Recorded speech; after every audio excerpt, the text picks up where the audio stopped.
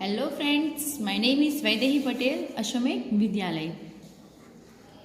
तो बच्चों, आज हम इकाई 6 तूफानों की और वो जो है वीडियो वो हम लोग आज समझेंगे।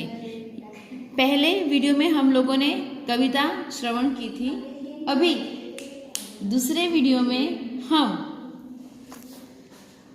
उसकी समझूती करेंगे। तो तूफानों की ओर घुमा दो नाविक निज पतवार। नाविक यानी कि नाव चलाने वाला मल्हार माझी। निज, निज यानी कि अपनी। पतवार, पतवार यानी कि नाव चलाने वाली लकड़ी, चप्पू, उसे क्या बोलेंगे? पतवार।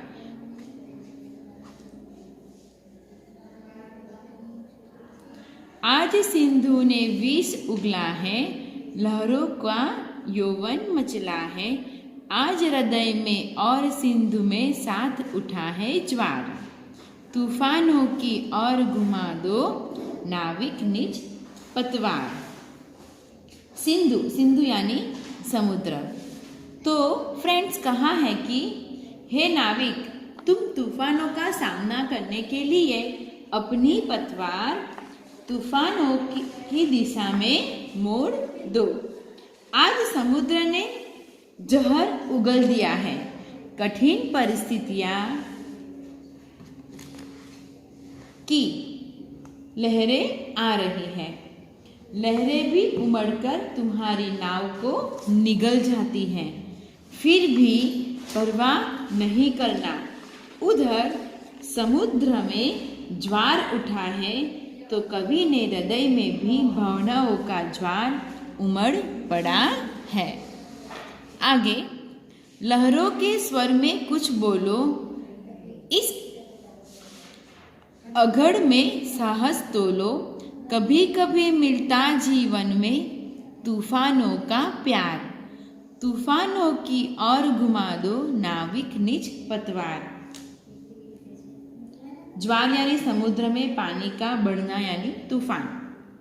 उघड़, उघड़ यानी आधी। तो कवि कहते हैं, जैसे लहरों का स्वर ऊंचा हो रहा है और उनका जोर बढ़ रहा है, वैसे ही तुम तैयार होकर आंधियों के सामने उठ जाओ और स्वयं आजमाकर देखो कि तुम में कितनी हिम्मत है। जीवन में तूफानों का प्यार कभी कभी ही मिलता है। भाग्यशाली लोग ही जीवन में कठिनाइयों का सामना कर सकते हैं। हमारी लाइफ में कोई भी प्रॉब्लम्स आते हैं तो हम लोग फाइट नहीं करते, जल्दी टूट जाते हैं। लेकिन अगर कोई भी तूफान आए, हमारी लाइफ में कोई भी प्रॉब्लम्स आए, अगर उसके सामने हम लोग फाइट करें तो हम आसानी से वो फाइट जीत सकते हैं। आगे देखते हैं।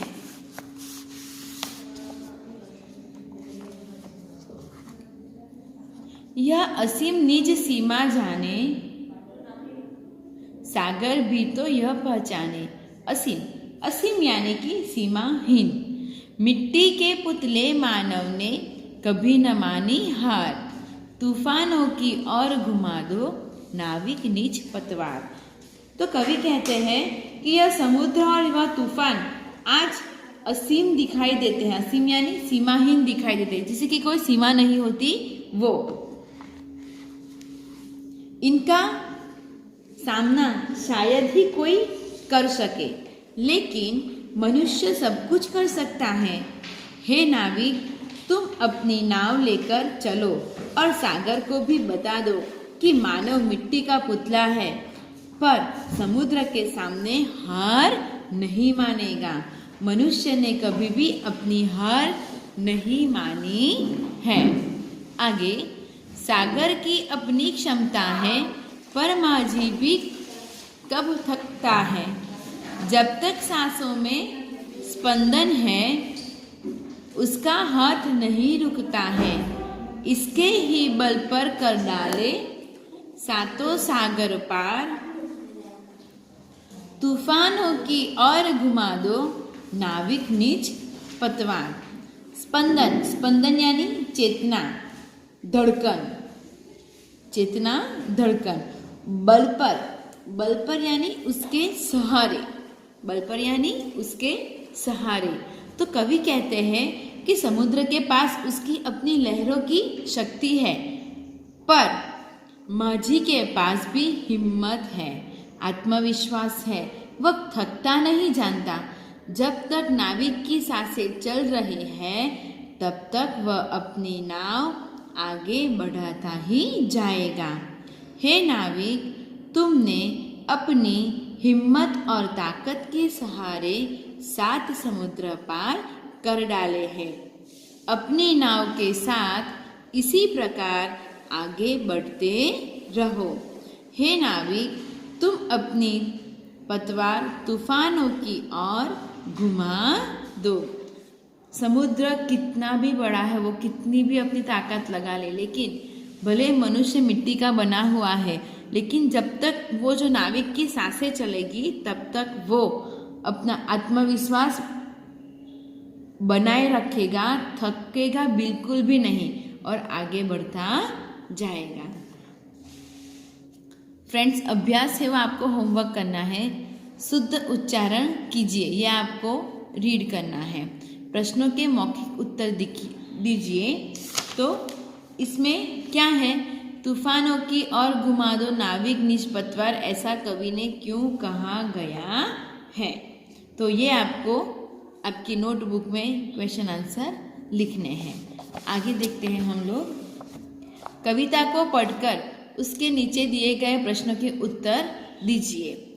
तो ये जो है वो हम लोग देखेंगे कि किताबों में चिड़िया चहचहाती है, किताबों में खेतियाँ लहलहाती है, किताबों में झरने गुनगुनाते हैं, परियों के किस्से सुनाती है।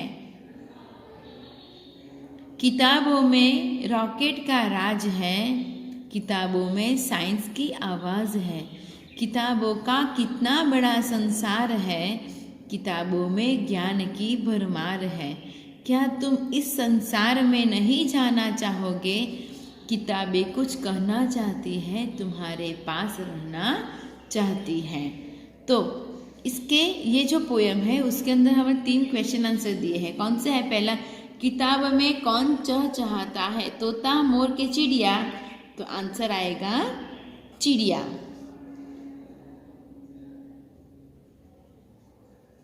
किताबें किसके किस्से सुनाती हैं? तो परियों के किस्से सुनाती है। किताबों में किसके लहलहाने की बात की है?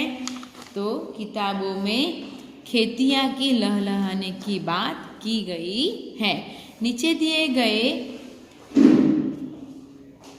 शब्दों का वाक्य में प्रयोग कीजिए।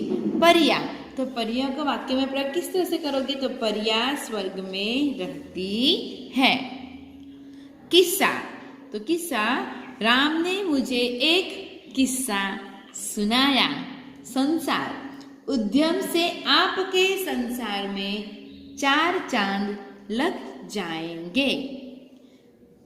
भरमार, तो मेले में खिलौने की भरमार थी। फ्रेंड्स, आपको ये सब होमवर्क करना है। प्रश्न के उत्तर दीजिए, ये भी आपको होमवर्क करना है। आगे है, चित्र को देखकर नीचे दिए गए शब्दों की मदद से छोटी सी कहानी बनाकर अपने वर्ग में सुनाइए। सुबह घर, मेला, खिलौने वाला, ढेर सारे बच्चे, जगाना खरीदा, खुश मुर्गा, रात, बक्सा, बाग। ये जो शब्दों है उसको हमें पहले रीड करना है, फिर बाद में जो हम लोग कहानी, ये जो चित्र बना के जो कहानी बनाएंगे उसके अंदर शब्द चित्र को हमें रखना है और चित्र को ध्यान में लेके ये शब्द जो है उससे हमें पूरी कहानी बनानी है। तो भोलू नाम का एक लड़का था। नाम के अनुसार ही वह स्वभाव में बहुत भोला था। एक दिन वह माँ से पैसे लेकर पास के गांव में भले लगे मेले में गया। साथ में उसका बड़ा भाई भी था। मेले में भोलू ने एक खिलौने वाले के पास ढेर सारे खिलौने देखे। कई बच्चे उससे खिलौने खरीद रहे थे। भोलू ने 2 रुपये में एक मुर्गा खरीदा। उसे सुरक्षित रखने के लिए उसने मेले से एक बक्सा खरीदा। बक्से में मुर्गा रखकर दोनों भाई घर लौटे। मुर्गे के खिलौने के कारण भोलू बहुत खुश था। रात में उसने माँ से कहा, माँ तो सवेरा होने पर मुझे मत जगाना, मुर्गा भाग देगा तो मैं आप ही उठ जाऊंगा। माँ मुस्कुराई और चुप हो गई। सवेरा हुआ, सूरज भी निकल गया। भोलू बहुत देर से उठा। उसने माँ से पूछा, क्या मुर्गे ने सुबह भाग नहीं दी? माँ बोली, अरे भोलू, तू सचमुच बहुत भोला है।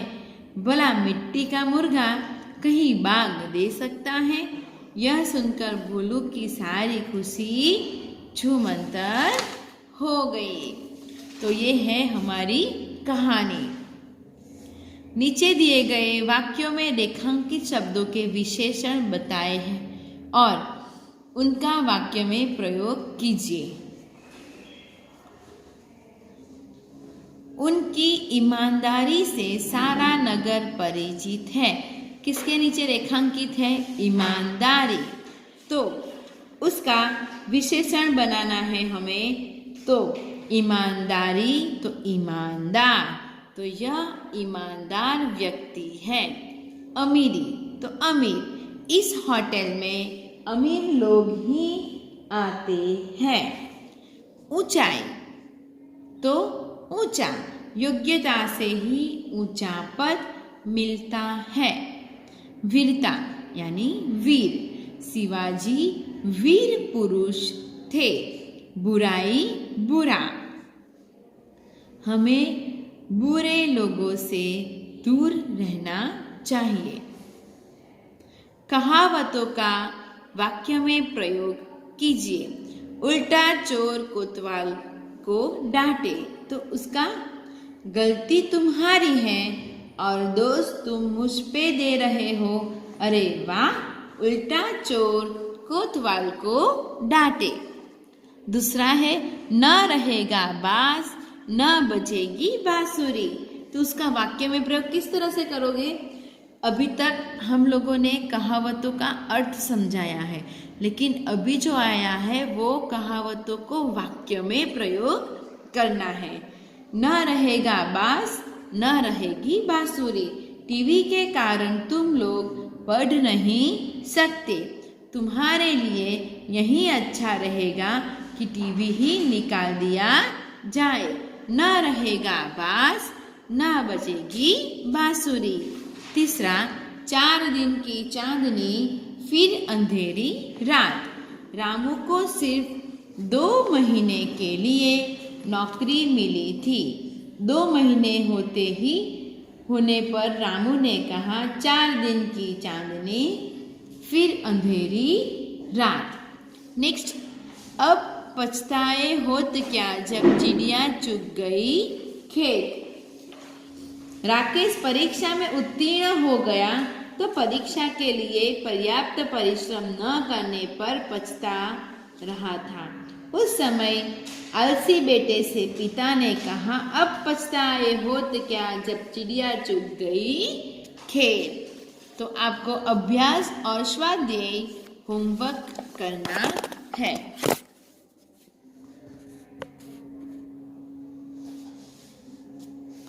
तो फ्रेंड्स, आज हमारा इकाई नंबर 6 यहाँ पे समाप्त होता है। Thank you.